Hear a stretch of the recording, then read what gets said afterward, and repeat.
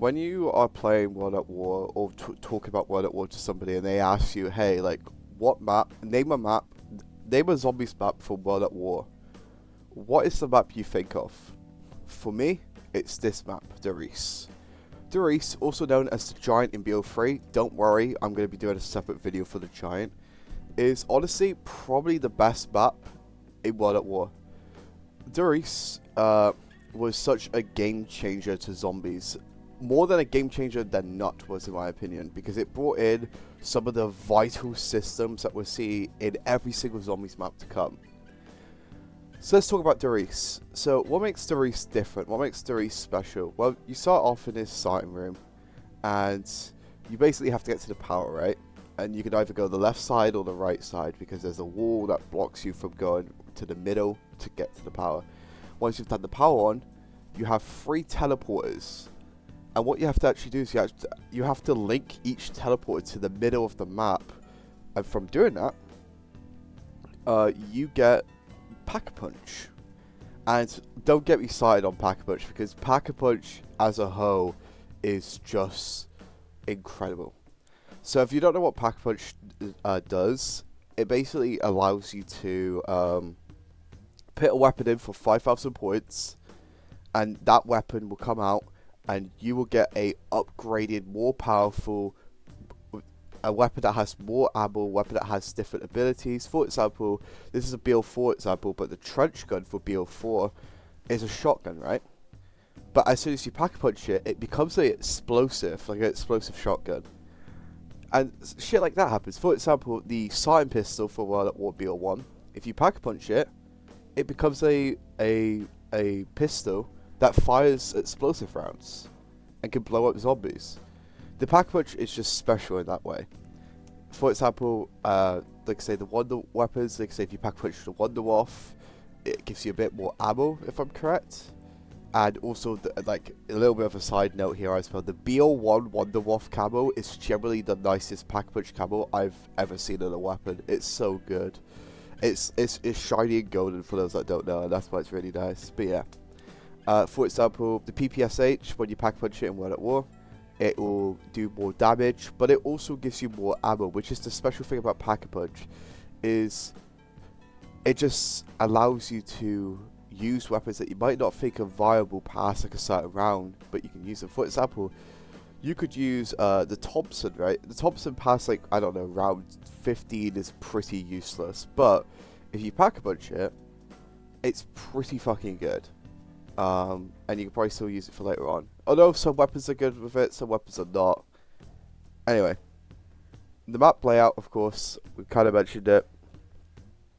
There's like 4, like I say, you go either 2 sides, the left side or the right side, and the teleporters, or the teleporters that you have to link up to the Pack-a-Punch are all in different areas.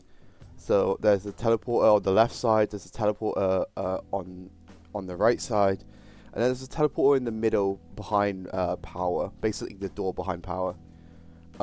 If I'm correct, and I might be correct, I believe this is the first map to introduce the Bowie knife, which the Bowie knife is a knife that basically allows you to do additional damage. Or not additional damage, what am I on about? It's a knife that allows you to basically one-hit zombies to round 9, and then it goes away. This was known as probably the best way to insta-kill a zombie for a while until we got to the likes of BO2 and the Gather Knuckles. Don't worry, I'll talk about the Gather Knuckles once we get to the BO2 videos. But yeah, I believe, if I'm correct as well, which I think I am, this is the first map that introduced the Monkey Bomb. And the Monkey Bomb is the fucking clutch king. Seriously, the clutch king when it comes to reviving your teammates. Obviously, you have Quick Revive, which Quick Revive should do the job. But sometimes when all your team are down and you have a Monkey Bomb and you throw it and you get 2 of your teammates up before the Monkey Bomb blows up, holy shit, it's insane. For those that don't know what a Monkey Bomb is, or for those that do know, they just want me to explain it. The Monkey Bomb is basically a tactical weapon, kind of, where it takes a little while to charge. Basically, you gotta do this animation, and then as soon as you're basically ready to throw it, you can throw it somewhere, and all the zombies will be lured towards it. I think dogs won't be lured to it. I think hellhounds will not be lured to it though, but all the default zombies will, or all the normal zombies will. Obviously, the Pack-a-Punch was a new addition to zombies from Riese as well, which was fucking insane. According to the COD wiki, which is where I'm getting some of my information that I may have forgotten from, zombies can now climb ledges and jump down from greater heights than previously shown. Yes, this was a new addition for Riese, and obviously we would see this, you know, throughout the series. You're never safe from the zombies. You are never safe from the zombies, unfortunately. Now, something that did actually happen is there was a Easter egg, a flytrap Easter egg, and this was really cool because it wasn't the first official Easter egg, but it was an Easter egg that you would do and you would get an achievement for it. So basically, with a Pack-a-Punch weapon, you have to shoot this panel in the left corner, nearby the left side. You know, the window wall by, or not the window wall by, the window going out to like this circle thing. I'm trying to visualize it right now, but I'm not doing a good job at it anyway. And basically, so you can hear some actors say, "I want to play a game, let's play hide and seek," you know. And then you got to go around the map and shoot 3 teddy bears. From shooting those teddy bears, she literally just says, "Game over, you win," and she's just pretty angry that you won. Which, yeah, unlucky, you know. But yeah, I mean, okay. So before we get to like the trivia of Riese, I want to talk about the map and like my experience with the map. I personally love this map. I mean, I love all the World at War maps equally, but I think out of all of them, this is definitely my favourite of World at War. And I don't think it's wrong to not have this, I don't think it's wrong to have this as your favourite map. Yeah, everybody has this as their favourite map, but still, who cares? You know, like, who cares? This map is fucking incredible. Like, it's completely fair.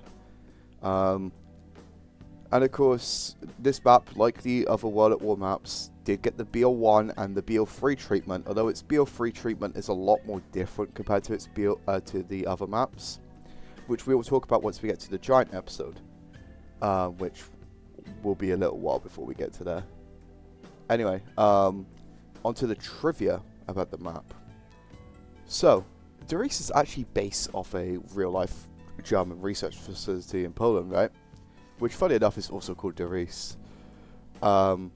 Which it was a research facility used to make wonder weapons for obviously the Nazi Party. And one of those was Die Glock, I think, which was like this bell, or yeah, it was basically known as a bell, and I think it's supposed to be some sort of like teleporting like wonder weapon, or not teleporting wonder weapon, but teleporting like device, but yeah, which, you know, just didn't work out. Intel on Black Ops actually states that the cousin of Kravchenko actually took part in the massacre of Riese, which resulted in a standoff with American troops, which is very interesting, of course. Obviously, the loading screen for Riese, right, in World at War is a eyeball. However, for the Black Ops edition, it was removed, or there was a thing on the eyeball, right, for the World at War loading screen. But for Black Ops 1, it was removed. I don't know if it's... Oh, actually, I was about to say, I don't know if it was in for Black Ops 3, but I realised Black Ops 3 is the Giant, and the Giant, I think, had a different loading screen, or, like, semi-different. Basically, where the staircase marked on the loading screen, located next to Jug, it's actually rumoured where you would have found the Ammomatic Cup perk, which is, I think, really fucking cool. Obviously, if you don't know what Ammomatic is, it's basically just Matt's Ammo Butter perk, and that's about it. This is also, I think, the first map where if you dive to prone, under each perk you get 25 points, which is really cool. And of course, we'll give one more fun fact before we call it here. I'm just trying to. actually is a good one. In the generator room, the player can occasionally hear a metal door slamming. And also as well, apparently the player can hear a dog whimpering, but besides teleporter B, which is probably something to do with Fluffy. If you don't know who Fluffy is, that is Samantha's dog who, short story short, went into the teleporter, became a zombie dog, and guess what? She was pregnant as well. So that explains how the Hellhounds are the Hellhounds, because yeah. So basically, she gave birth, and all those other Hellhounds are just, you know, Fluffy's kids, basically. Anyway, that's all for Riese. Obviously, the next video for this series is going to be none other than King of the Totem, which I'm looking forward to. And yeah, that's about it. I'll see you Muppets in the next one. Peace.